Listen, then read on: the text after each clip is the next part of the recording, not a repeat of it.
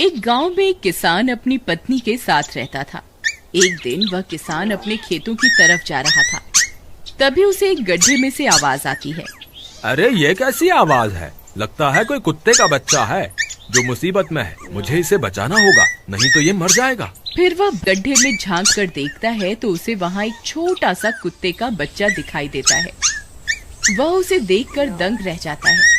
उसका रंग नीला होता है। ये तो कोई कुत्ते का बच्चा लगता है, लेकिन ये तो नीले रंग का है। मैंने तो इससे पहले कभी भी नीले रंग का कुत्ता नहीं देखा। इसे घर ले चलता हूँ। सुमन तो इसे देखकर बहुत खुश हो जाएगी। फिर वह किसान उस बच्चे को निकालता है और अपने साथ लेकर घर की ओर चल देता है। अरे सुमन, जल्दी बाहर आओ, देखो मैं तुम्हारे लिए क्या लाया हूँ।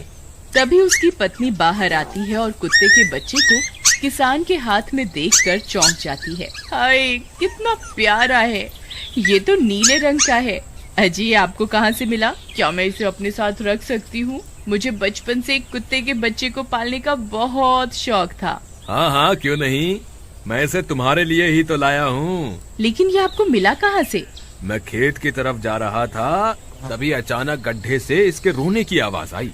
मैंने झांक कर देखा तो मुझे ये उसमें पड़ा हुआ मिला। ये जरूर भूखा होगा, तुम इसे कुछ खाने को दे दो। इतना बोलकर किसान वहाँ से चला जाता है। फिर सुमन उसकी खूब देखभाल करती है। वह दिन भर उसके साथ खेलता कूदता है। सुमन भी उसे पाकर बहुत खुश थी। वह कुत्ता पूरे गांव में आकर्षण का केंद्र था। वह जब भी गांव में घूमने निकलता, सारे गांव वालों की नजर उसी पर टिक जाती थी, क्योंकि किसी ने भी नीले रंग का कुत्ता पहले अपनी जिंदगी में कभी भी नहीं देखा था। अरे हरिया, देख तो, ये उसी किसान का पिल्ला है। तूने कभी नीले रंग का कुत्ता देखा है क्या? नहीं भाई, मैंने तो पहली बार ऐसा कुत्ता देखा है। लेकिन ये इस किसान को मिला कहाँ से? इतना अनोखा कुत्ता खरीदने की हैसियत तो इस किसान की है नहीं। अरे भाई, इससे तो ये किसी गड्ढे में पड़ा हुआ मिला था। मुझे तो लगता है जरूर ही ये कोई जादुई कुत्ता है। तुम्हें क्या लगता है बाजार में इसकी क्या कीमत होगी? भाई, ये तो नायाब चीज है, ये तो अनमोल होगा। इसके हमें मुंह मांगे पैसे मिलेंगे।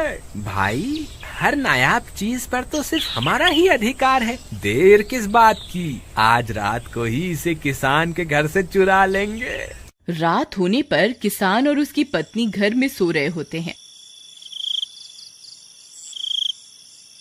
तभी लल्लन और हरिया किसान के घर में घुस जाते हैं और नीलू को बहलाने फुसलाने लगते हैं। ले ले बेटा, बिस्कुट खा ले। ले ले ले ले ले ले, आजा आजा।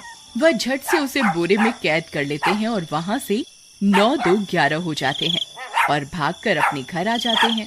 हरिया भाई, एक काम तो पूरा हो गया, बस अब इसे शहर जाकर किसी को बेचना बाकी है। शुभ काम में देरी किस बात की? हम कल सुबह होते ही इसे शहर जाकर किसी को बेच आएंगे। अगले दिन सुबह होने पर वे दोनों नीलू को बोरे में डालते हैं और उसे बेचने के लिए निकल पड़ते हैं। रास्ते में उन्हें एक सेठ मिलता है। उसे उस बोरे में से अजीब अजीब सी आवाजें आती हैं। अरे भाई, रुको रुको, इस बोरे में क्या भर कर ले जा रहे हो? भाई, ये एक जादुई कुत्ता है। ऐसा कुत्ता पूरी दुनिया में केवल एक ही है। ऐसा कैसे हो सकता है भाई? जरा मुझे भी तो दिखाओ। वह सेठ नीलू को देखकर चौंक जाता है। तुम्हें इसके लिए 100 सोने की मुद्राएं देनी होंगी।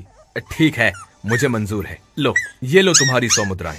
आज से ये कुत्ता मेरा हुआ। वहीं दूसरी तरफ नीलू को घर में न पाकर सुमन और किसान परेशान हो जाते हैं। सुमन का रो रो कर बुरा हाल हो जाता है। नीलू, तुम कहाँ चले गए? तुम्हारे बिना मैं कैसे जीऊंगी? वापस आ जाओ ना नीलू। अजी, मेरे नीलू को कहीं से भी ढूंढ कर लाइए। जब तक वो वापस नहीं आएगा, मैं खाना नहीं खाऊंगी। ठीक है, तुम रोना बंद करो, मैं उसे ढूंढ कर लाता हूँ। फिर किसान गांव में लोगों से नीलू के बारे में पूछता है।